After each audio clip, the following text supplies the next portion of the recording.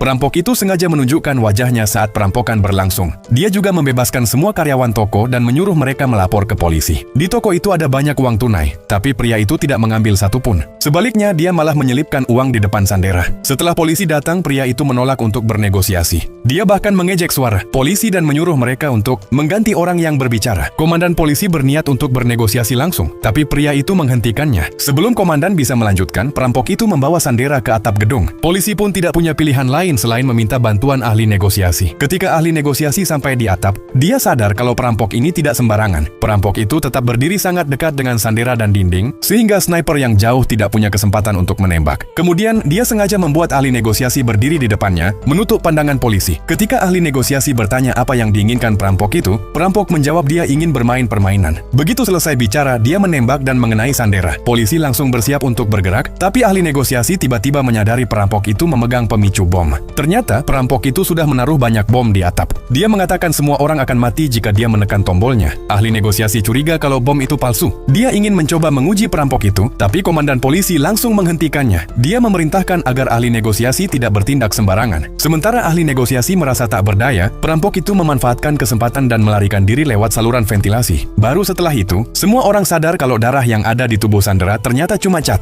Uang yang diberikan perampok itu memang supaya Sandera mau bekerja sama. Bahkan bom di atap itu ternyata cuma kotak kue biasa. Perampok itu benar-benar berhasil memperdaya semua polisi. Saat itu, perampok sudah sampai di toilet. Dia mengeluarkan pakaian yang sudah disiapkan dan menyamar. Jadi petugas operasi khusus. Dia mendekati polisi dengan sengaja, sampai seorang petugas merasa ada yang aneh. Perampok itu langsung menyerang tanpa ragu dan membuat petugas tersebut pingsan. Setelah petugas itu sadar, dia langsung melapor ke komandan. Begitu tahu kalau perampok itu menyamar jadi anggota pasukan khusus, mereka langsung meluncurkan pencarian. Namun, mereka tidak tahu kalau perampok itu sudah ganti penyamaran lagi. Dia keluar dengan bebas sebagai polisi biasa. Ahli negosiasi yang berpengalaman merasa ada yang tidak beres. Dia pergi sendirian ke sekitar gedung dan mulai mengamati. Tanpa diduga, dia melihat ada taksi yang sedang menunggu di dekat sana. Hal ini langsung menimbulkan kecurigaannya, jadi dia sengaja menyamar jadi sopir taksi. Tidak lama kemudian, perampok itu masuk ke taksi. Tak lama setelah taksi mulai berjalan, perampok itu juga merasa ada yang tidak beres. Begitu dia sadar kalau sopir taksi itu adalah ahli negosiasi yang sama, perampok itu kembali menawarkan permainan. Dia bilang kalau ahli negosiasi bisa mengantar taksi ke kantor polisi dengan selamat, maka dia yang akan menang. Perampok itu kemudian mengeluarkan pistol dan mengarahkannya ke pejalan kaki di luar. Dia menarik pelatuknya dan menembak kotak kardus yang dibawa seorang pejalan kaki. Adegan itu membuat ahli negosiasi kaget. Perampok terus menembak. Semakin banyak orang yang ketakutan. Akhirnya, dia bahkan menutup matanya dan siap menembak lagi demi keselamatan orang banyak. Ahli negosiasi tidak punya pilihan selain menginjak rem dan menghentikan taksi. Tapi, saat dia menoleh ke belakang, dia baru sadar kalau perampok itu sudah menghilang.